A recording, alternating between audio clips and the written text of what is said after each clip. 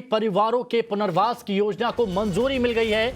UP सरकार ने इस योजना को मंजूरी दी है। दरअसल ये जो योजना है ये पूर्वी पाक से विस्थापितों के लिए योजना मंजूर की गई। इस योजना को तैयार किया गया था और इस योजना को मंजूरी मिलने के बाद में अब पूर्वी पाकिस्तान से आए 63 बंगाली परिवार उन्हें अब घर और जमीन मिल सकेगी और उन्हें कानपुर देहात के रसूलाबाद तहसील में बसाने मंजूरी दी है। पूर्वी पाकिस्तान से विस्थापितों के लिए ये योजना मंजूर हुई।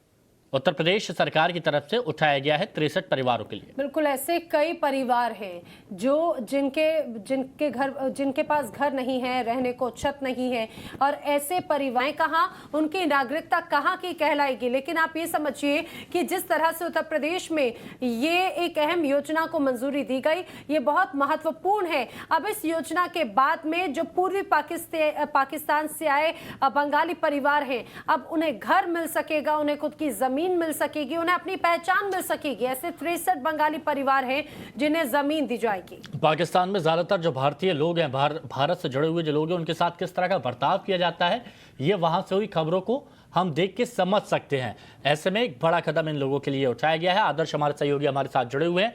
आदर्श, सरकार की तरफ से क्या योजना मंजूर की गई है?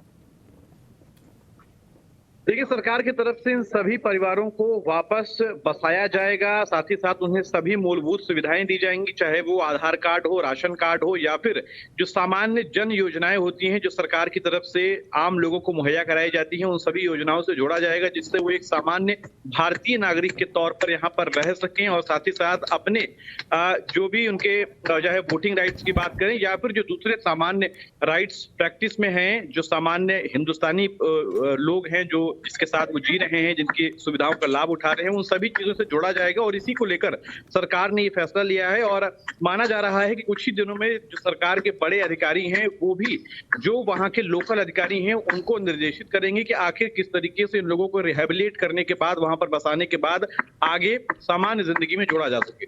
बिल्कुल, ये बहुत महत्वपूर्ण कदम होगा आदर्श, मुझे लगता है, क्योंकि अब ऐसे परिवारों के लिए अब उनकी जमीन होगी, उनकी अपनी पहचान होगी। इसे कितना महत्वपूर्ण मानते हैं और अगर इन परिवारों के अलावा और ऐसे कितने लोग हैं, अगर उनकी जानकारी मिल पाए कि इस योजना के जरिए उन्हें लाभ मिल सकेगा?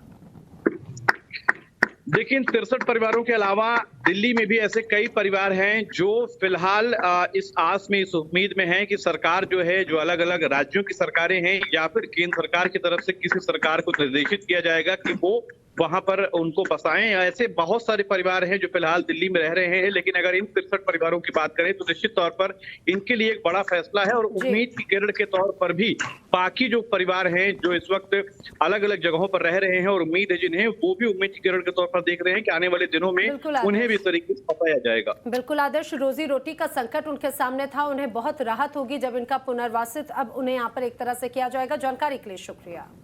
वहीं महाराष्ट्र के पूर्व सीएम देवेंद्र फडणवीस को मानहानि का नोटिस भेजा गया है। नवाब मलिक के दामाद समीर वानखेड़े समीर खान